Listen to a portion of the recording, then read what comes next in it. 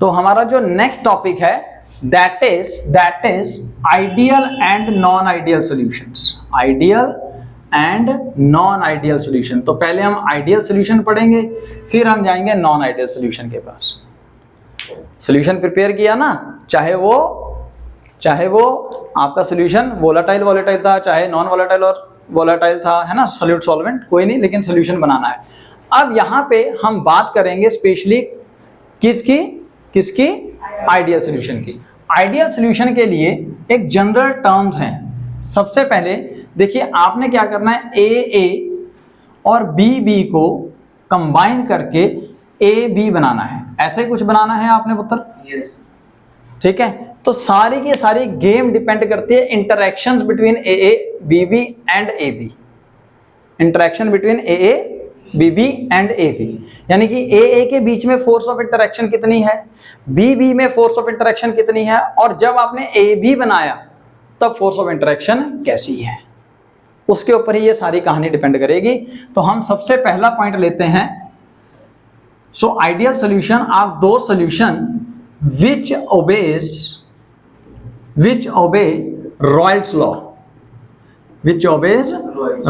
law at all concentration and temperature। यानी कि ऐसे सॉल्यूशन जो हर टाइम पे रॉयल्स लॉ, भैया अच्छे बच्चे वही होते हैं ना जो लॉज माने, तो ये अच्छा बच्चा है, आइडियल है, ये हर टाइम रॉयल्स लॉ को ओबे करेगा, हर टाइम रॉयल्स लॉ को ओबे करेगा। कहने का मतलब क्या है, आप सपोज यहां पे सॉल्यूशन के अंदर जो वेपर प्रेशर है वो आप लेते हो total vapour pressure that is equal to PA0 into XA plus PB0 into XB पुत्र, ऐसे निकाला था आपने थोड़ी देर पहले, ठीक है। और A का वेपर प्रेशर क्या था सर जी, वो तो कल्ला PA0 था। इसका वेपर प्रेशर क्या था जी सर, वो PB0 था, राइट। अब अगर रॉयल्स लॉ के हिसाब से आपकी ऑब्जर्व्ड वैल्यू का मतलब एक्सपेरिमेंटली जब आप प्रेशर को मेजर करेंगे, लैब के अंदर एक्सपेरिमेंटली जब आप प्रेशर को मेजर करेंगे with the help of instrument called manometer, open and close and manometer +1 में आपने स्टडी किए थे। तो अगर उनकी वजह से आप प्रेशर को मेजर करेंगे, तो अगर सपोज सोल्यूशन की बात कर रहे हैं हम, अब अगर सोल्यूशन का observed vapour pressure just equal to हो the total vapour pressure according to Raoult's law, तब वो सोल्यूशन कैसा है पुत्र, आइडियल सोल्यूशन। यही तो हम बात कर रहे हैं, यानी कि it can be written as PA0 into XA plus PB0 into XB। सही आया पुत्र, बात समझ आ गया? पॉइंट ध्यान से समझ लीजिएगा साथ साथ में। Second point, for ideal solution delta V mixing should equal to 0। ये क्या मतलब हुआ यार, डेल्टा का मतलब क्या होता है, चेंज, यानी कि जब आप वॉल्यूम्स को मिक्स करोगे उस टाइम कोई वॉल्यूम चेंज नहीं होना चाहिए। सर ऐसा तो कभी होता ही नहीं था, अब हुआ करेगा। अभी तक हम सारे के सारे आइडियल सॉल्यूशंस के बारे में ही बात करते आए हैं, लेकिन अब हम नॉन आइडियल सॉल्यूशंस भी लेंगे। तो कैसे, सपोज आपने 10 ml ये लिया, 15 ml ये लिया, दोनों को कंबाइन किया, तो अगर आपका नेट वॉल्यूम 25 ml ही आया तो चेंज इन वॉल्यूम कितना हुआ सर, 0। चेंज इन वॉल्यूम कितना हुआ, 0। ये कब पॉसिबल है पुत्र, जब आइडियल सॉल्यूशन होगा। आइडियल सॉल्यूशन का मतलब क्या है, फोर्थ पॉइंट पहले लिखते हैं। आइडियल सॉल्यूशन का मतलब क्या है पुत्र, when interaction between AB is same as that of AA and BB। AA में जितना फोर्स ऑफ इंटरेक्शन है और BB में जितना फोर्स ऑफ इंटरेक्शन है उतना ही AB में भी है। इन दैट केस वो ना तो नजदीक आए ना दूर गए, जहां थे वहीं के वहीं आपस में बॉन्ड बना के बैठ गए। मेरी बात समझ में आ गई? So in that case delta V mixing is equal to 0। अच्छा, एक और पॉइंट है अभी, डेल्टा H। क्या होता है डेल्टा H पुत्र, चेंज इन एंथैल्पी या चेंज इन एनर्जी।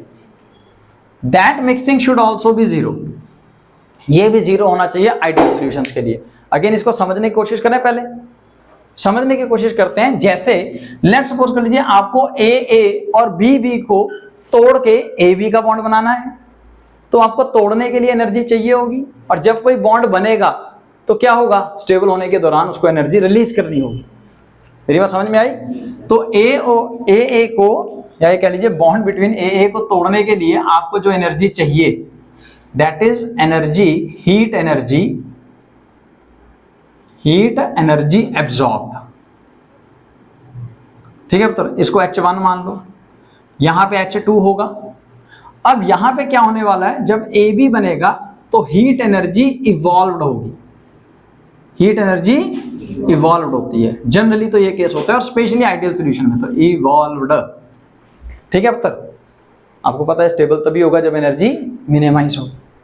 मिनिमाइज कब होगी भैया, जब एनर्जी कोई फालतू है तो वो निकल जाए। अब अगर यहां की total energy H, let suppose H1 plus H2 के बराबर होगा, तो ये उधर जाके माइनस हो गया, तो यानी कि टोटल डेल्टा H मिक्सिंग कितना आ जाएगा, 0। हम यहाँ पे ज्यादा बेटर कहें, amount of heat energy absorbed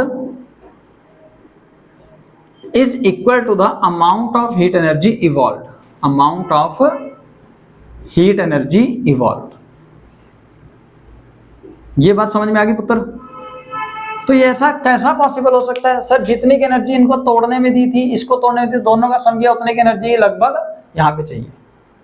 in that case delta H mixing is equal to 0, delta H mixing is equal to 0। तो ये सबसे मेन रोल प्ले करता है ये भाई साहब।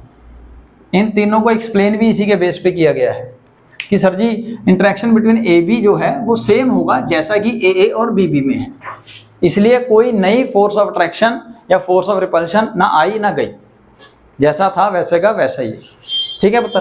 और कोई भी जब सोल्यूशन बनता है तो वो स्पॉन्टेनियस होना चाहिए तभी बनेगा, तो उसके लिए ये पॉइंट ऑलवेज रहेगा पुत्र, चाहे आइडियल सोल्यूशन है चाहे नॉन आइडियल सोल्यूशन है, कि डेल्टा S मिक्सिंग जो है वो ग्रेटर देन 0 होना चाहिए, रैंडमनेस इंक्रीज होनी चाहिए, और डेल्टा G मिक्सिंग जो है वो लेस देन 0 होना चाहिए। तो याद है ना, गिव्स फ्री एनर्जी, चेंज इन गिव्स free energy, delta G should be negative for the reaction to be spontaneous. ये हमेशा रहेगा, ये हम बार बार डिस्कस करेंगे भी नहीं। This is always for ideal as well as non ideal solution. यहां तक क्लियर हो गया पुत्र? अब यहां पे हम इसका ग्राफ स्टडी करते हैं। पहले ग्राफ बनाओगे आप again between pressure, vapour pressure and mole fractions या मोल्स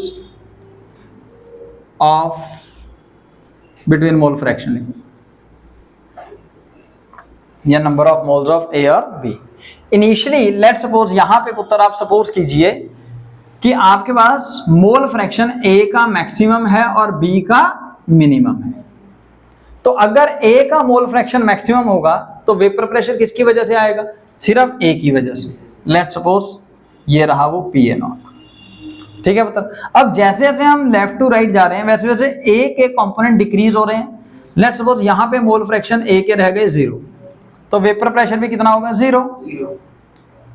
ठीक है ना? और यहां पे सपोज मोल फ्रैक्शन B के हो गए मैक्सिमम। क्या हो गए? मैक्सिमम। तो वेपर प्रेशर किसकी वजह से होगा या कितना होगा, तो वो किसकी वजह से होगा, B की वजह से। और हम एज्यूम करते हैं A के मोल फ्रैक्शन B से ज्यादा है, तो हम जस्ट एजम्पशन लेके हम इसको PB0 को थोड़ा नीचे बनाते हैं ताकि हम समझ भी सकें। तो यानी कि जैसे जैसे हम लेफ्ट टू राइट जा रहे हैं वैसे वैसे वेपर प्रेशर इंक्रीज करता जा रहा है due to increase in number of moles of B। और जैसे जैसे हम लेफ्ट टू राइट जाने की कोशिश कर रहे थे वैसे वैसे PA0 की वैल्यू भी कम होती जा रही है सर, है ना? अब अगर PA0 और PB0 को अगर आप जोड़ दोगे, this could be the total vapour pressure. ये रॉयल्स लॉ में आपको बताया था, this is equal to PA plus PB, PA plus PB, which can be written as PA0 into XA plus PB0 into XA. So this is for ideal solution, the graph between vapor pressure and mole fraction of the solute or a solvent. यहां तक कोई दिक्कत किसी को? ठीक है पुत्र? इसके कुछ एग्जाम्पल भी ले लें ताकि हमें याद करना इजी हो जाए। तो पुत्र ऐसे कौन से सोल्यूशन होंगे जो आइडियल होंगे, सोचो, जिनके अंदर सॉल्यूट और सॉल्वेंट का नेचर सेम हो। और साइज भी सेम हो, नेचर और साइज दोनों सेम हो। यहां पे लेते हैं हम एग्जांपल्स। तो एग्जांपल्स लेने से पहले सर जी ये शर्त माननी पड़ेगी ना उनको, तो यानी कि भैया इंटरेक्शन सेम तो नेचर भी सेम होनी चाहिए। सो नेचर इज सेम, ये शर्त है उसकी, कंडीशंस हैं। Second, size is almost same, और साइज भी ऑलमोस्ट सेम। सर कैसी बातें कर रहे हो? देखो मैं एग्जांपल देता हूं, खुद ही बता दोगे। अगर मैं ऐड कर दूं सपोज दो सेम नेचर के मॉलिक्यूल्स को, पोलर मॉलिक्यूल्स को, पोलर मॉलिक्यूल्स को अगर हम ऐड कर दें तो क्या होगा? तो क्या वो ऐड हो जाएंगे? बिल्कुल सर ऐड होंगे। अगर वो ऐड होंगे और अगर उनका साइज ऑलमोस्ट सिमिलर हुआ, साइज ऑलमोस्ट सिमिलर हुआ, एग्जांपल लेते हैं हम, जो सबसे कॉमन एग्जांपल आपकी बुक्स में दिया हुआ है, मीथेनॉल एंड इथेनॉल। दो तरह के कंपोनेंट्स को ए और बी को मिक्स करेंगे तो ए बी सॉल्यूशन बनेगा। और वो सॉल्यूशन आइडियल कब होगा? जब दोनों सेम नेचर के हों और ऑलमोस्ट साइज सिमिलर हो, ऑलमोस्ट साइज सिमिलर हो। ये पॉइंट क्लियर हो गया? ये समझ आया पुत्र? Yes. Both are alcohols, hence both are polar in nature.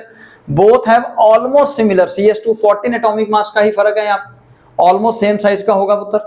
और एग्जांपल सपोज C2H5Cl एंड C2H5Br। सर जी ये ठीक है, वो थोड़ा बहुत फर्क है, क्लोरीन और ब्रोमीन में साइज में ऑलमोस्ट सिमिलैरिटी है।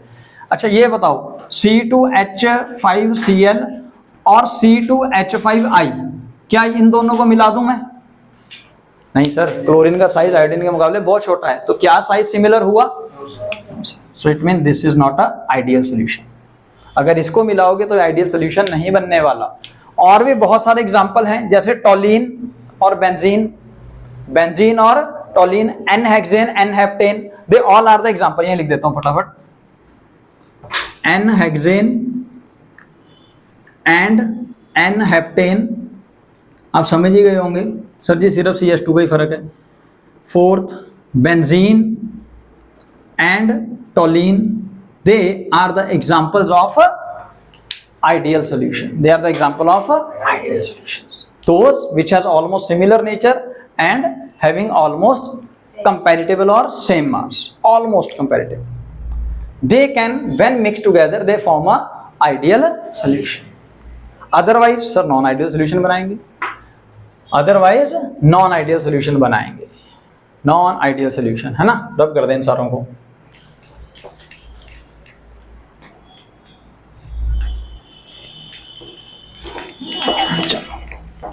ये समझ में आ गया सारा कुछ उत्तर?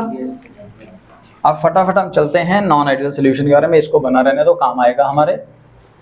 तो नॉन आइडियल सोल्यूशन वो सोल्यूशन होने वाले हैं अब, यानी कि जो रॉयल्स लॉ ओबे ना करें, which do not obey Royals law. फिर सारी जगहों पे तो बात क्या करनी, वो ओबे ही नहीं करते, कभी शायद करते हो कह नहीं सकते, बट नहीं करते। Which do not obey Royals law at all, जो रॉयल्स लॉ ओबे नहीं करेंगे। मेरी बात समझ आई पुत्र? ऐसा कब होगा?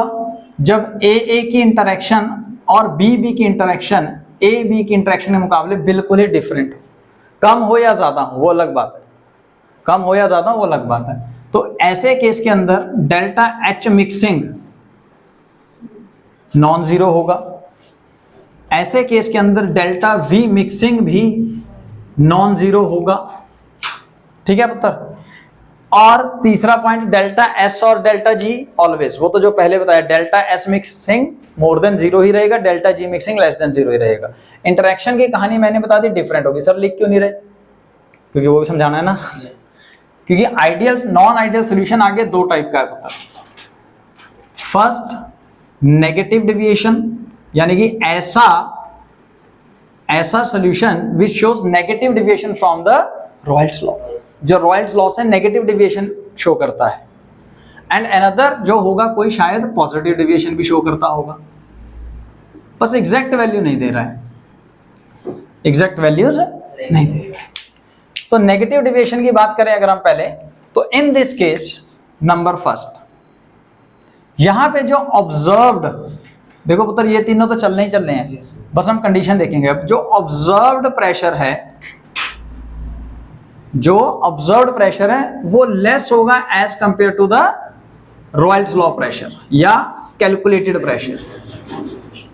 रॉयल्स लॉ, रॉयल्स प्रेशर लिख देते हैं। ये पॉइंट मेरा समझ में आया? Yes sir. यानी कि जो आपने मैनोमीटर की मदद से प्रेशर को ऑब्जर्व किया है, वो प्रेशर अब आपका एग्जैक्ट रॉयल्स लॉ के फॉर्मूला के द्वारा जो आपने प्रेशर कैलकुलेट करना है उसके बराबर नहीं होगा।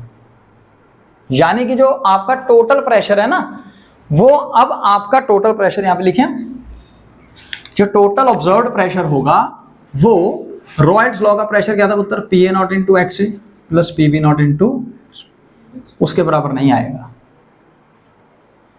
यहां पे अब आपका जो डेल्टा V मिक्सिंग है वो नेगेटिव हो जाएगा। अब ऐसा कब पॉसिबल है? सोचिए, आप खुद ही आंसर दे सकते हो। ऐसा तब पॉसिबल होगा जब A B के बीच में इंटरेक्शन स्ट्रांग हो जाएगी, स्ट्रांग हो जाएगी, strong as compare to AA and BB। तो वो ज्यादा नजदीक आ जाएंगे, वॉल्यूम कम कवर करेंगे, ठीक है ना, वॉल्यूम कम कवर करेंगे। मेरी बात समझ में आ गया? तो डेल्टा V मिक्सिंग नेगेटिव हो जाएगा, ठीक है।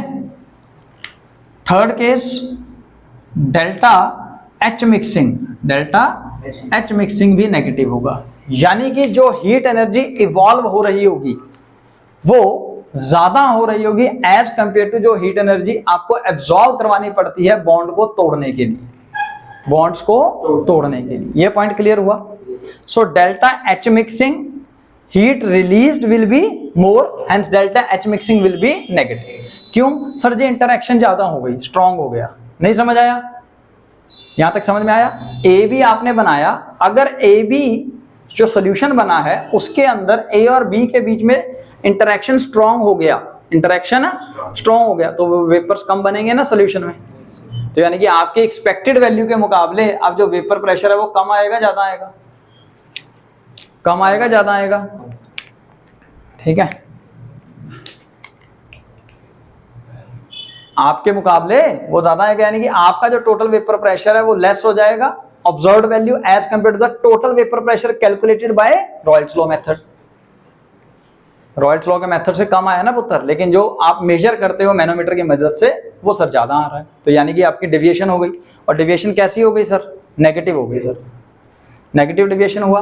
तो अगर मैं इसी ग्राफ को यहाँ पे स्टडी करूंगा नेगेटिव डेविएशन में, तो इन दिस केस तो हम ये कह सकते हैं total vapour pressure is less than. ये टोटल वेपर प्रेशर था जब रॉयल्स लॉ ओबे हो रहा है। अब हमारा ये वाला है रेड पेन वाला, ये सर कम हो गया, नेगेटिव डेविएशन शो कर दी ना पुत्र।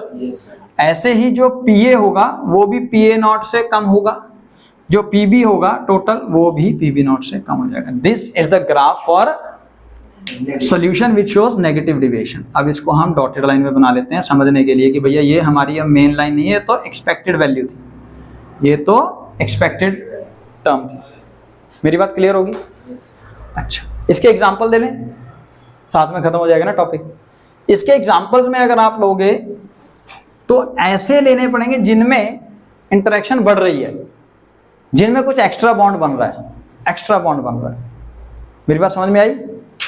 एक बॉन्ड ऑलरेडी वहां अवेलेबल होगा, weak van der Waals force of attraction वगैरह समथिंग कुछ ना कुछ होगा, आपने ऐड करना है ताकि कोई इंटरेक्शन बढ़ जाए, उनमें इंटरेक्शन बढ़ जाए। इसका सबसे इजी एग्जांपल, सर जी वाटर के अंदर आप किसी स्ट्रॉन्ग एसिड को डाल दो, HCl, HNO3, H2SO4, किसी को भी डाल दो पुत्र, तो वाटर के अंदर हाइड्रोजन बॉन्डिंग होती है, हाइड्रोजन बॉन्डिंग होती है, आपस में होती है ना।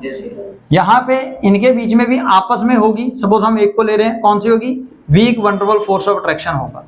अब जब आप इन दोनों को ऐड करोगे तो वाटर में आपको पता है ऑक्सीजन के ऊपर पार्शियल नेगेटिव आता है, और यहाँ पे HCl जो है उसमें क्लोरीन अगेन मोर इलेक्ट्रोनेगेटिव होगा, तो वो पार्शियल नेगेटिव है, पार्शियल पॉजिटिव लेगा, तो यहाँ पे एक न्यू तरह का बॉन्ड नहीं बन जाएगा, हाइड्रोजन बॉन्ड बन गया सर सोल्यूशन में। यानी कि इंटरेक्शन बढ़ गई, इंटरेक्शन बढ़ गई। तो वाटर या HCl ले लीजिए, या कोई भी जो एड ऑन होने पे हाइड्रोजन बॉन्डिंग बना सके, हाइड्रोजन बॉन्डिंग यानी कि वाटर या कोई भी नाइट्रोजन और ऑक्सीजन कंटेनिंग कंपाउंड, C6H5NH2 ले लो, CHCl3 ले लो।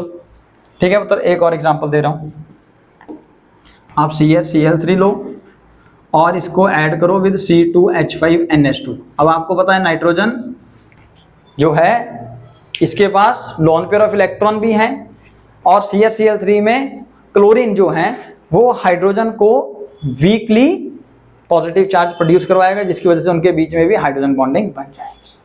So this result into the formation of a negative deviation non ideal solution, negatively deviated non ideal solution. यहां तक क्लियर हो गया?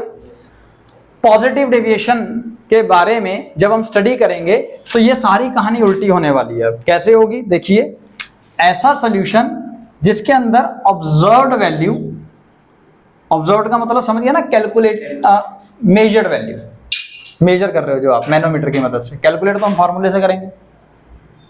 ठीक है जी, observed value of pressure is now more, that's यहां बता, is more than that of the total calculated pressure या calculated value by Raoult's law, ऐसे कह लो। अगर अभी भी नहीं समझ में आया मैं और इजी कर देता हूं पुत्र। एक आपने रॉयल्स लॉ से कैलकुलेट किया प्रेशर PA0 into x से, सपोज A का, ठीक है पुत्र। एक आपने मैनोमीटर लगा के प्रेशर मेजर किया A का। अब अगर ये दोनों वैल्यू सेम होंगी तो वो आइडियल सॉल्यूशन होगा, अगर वैल्यू सेम नहीं होगी तो सर वो नॉन आइडियल सॉल्यूशन होगा।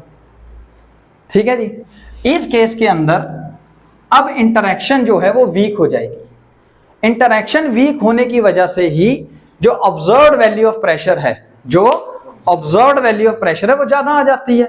आप कहते हो सर इतनी आनी चाहिए PA0 into XA plus PB0 into XB, लेकिन जो टोटल वैल्यू है वो ज्यादा आती है as compare to Raoult's law के कैलकुलेटेड वैल्यू से, रॉयल्स लॉ की कैलकुलेटेड वैल्यू से। ऐसा कब होगा? जैसे मैंने बताया, यहाँ पे इंटरेक्शन स्ट्रांग होगी, वहां पे इंटरेक्शन वीक हो जाएंगे।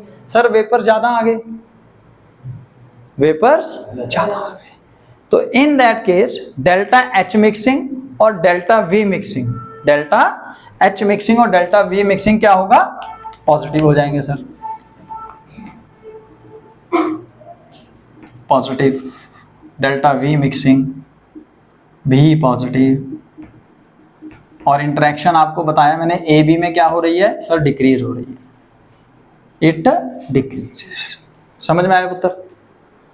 तो यानी कि अगर मैं इसी ग्राफ के अंदर ड्रॉ करने की कोशिश करूं, वैसे गंदा हो जाएगा ये, उसका अलग से ग्राफ ड्रॉ करना चाहिए, but just for the sake of simplicity, तो वो कुछ इस तरीके से आएगा ब्लू पेन से।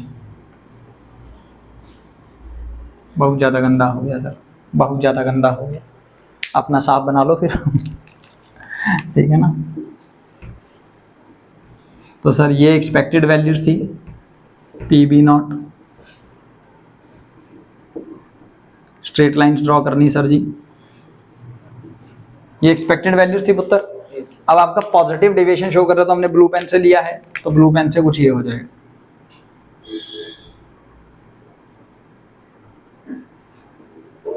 समझ में आया? इसके एग्जाम्पल, इसके ऐसे एग्जाम्पल होंगे जिनमें फोर्स ऑफ इंटरेक्शन सोल्यूट और सॉल्वेंट के बाद जो सोल्यूशन बनेगा उसमें और डिक्रीज हो जाती है। क्या हो जाती है? और डिक्रीज हो जाती है। एग्जाम्पल आप वाटर और बेंजीन को ले लीजिए। वाटर और बेंजीन, जो वाटर है, यहाँ पे लेते हैं हम एग्जाम्पल इसका ब्लू पेन से ही।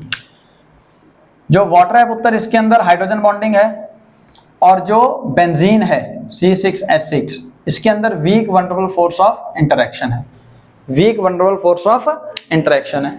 अब जब बेंजीन वाटर के अंदर घुस जाएगा तो वाटर की हाइड्रोजन बॉन्डिंग को डिस्टर्ब नहीं करेगा, क्या करेगा? कम कर देगा। ठीक है ना। तो जिसकी वजह से अब जब ये दोनों कंबाइंड होंगे तो इंटरेक्शन डिक्रीज हो जाएगी, इंटरेक्शन डिक्रीजेस, इंटरेक्शन डिक्रीजेस। समझ में आया? इसके और एग्जांपल हो सकते हैं, जैसे आप वाटर और टॉलिन को ले लो। अगेन टॉलिन के अंदर weak wonderful force of attraction है। आपने कंसेप्ट याद रखना है, तो एग्जांपल्स आप खुद भी बना सकोगे। ठीक है, मिथेनॉल और बेंजीन को डाल दो, इथेनॉल और टॉलिन को डाल दो, तो वो सारे के सारे पॉजिटिव डिविएशन शो करने वाले सॉल्यूशंस होंगे, जो कि आपको क्या कह रहे हैं कि भैया हम अपने बीच में इंटरेक्शन डिक्रीज कर देंगे एज कंपेयर टू जो प्योर सॉल्यूट और सॉल्वेंट हो। क्लियर हो गया पुत्र? अब पॉजिटिव डिविएशन फर्दर दो टाइप का है, टाइप 1 और टाइप 2। लास्ट टॉपिक टाइप 1 और टाइप 2। ठीक है, आपकी बुक्स में शायद ये वाला टाइप ना दे रखा हो, रब कर दो इसको सारे को, थोड़ी सी जगह चाहिए।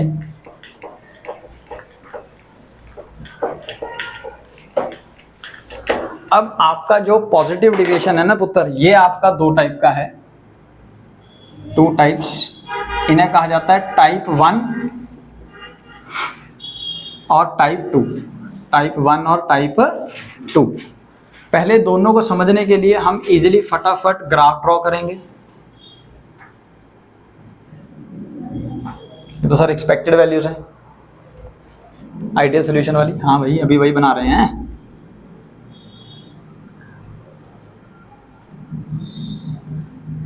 चलो ठीक है पुत्र, PA0 इधर PB0, इधर XA की वैल्यू 1 1 1 1 1, XB की वैल्यू 0। सर जी ये कौन सा केस है? ये तो सर जी आइडियल वाले हैं, बिल्कुल आइडियल वाले ही हैं पुत्र। ठीक है, लेकिन टाइप 1 में क्या होगा, ध्यान से देखना, ध्यान से देखना भैया, ध्यान से। टाइप 1 में क्या होगा, पॉजिटिव डिविएशन तो होगी। क्या होगी? पॉजिटिव डिविएशन तो होगी। ब्लू पेन से किया, हम ब्लू पेन से लेंगे, लेकिन उसकी डिविएशन कभी भी ऐसे जाए, ये बहुत ऊपर से जा रही है, PA से ज़्यादा नहीं होगी, PA0 से कभी भी ज़्यादा नहीं होगी, PB0 से तो ज़्यादा होगी।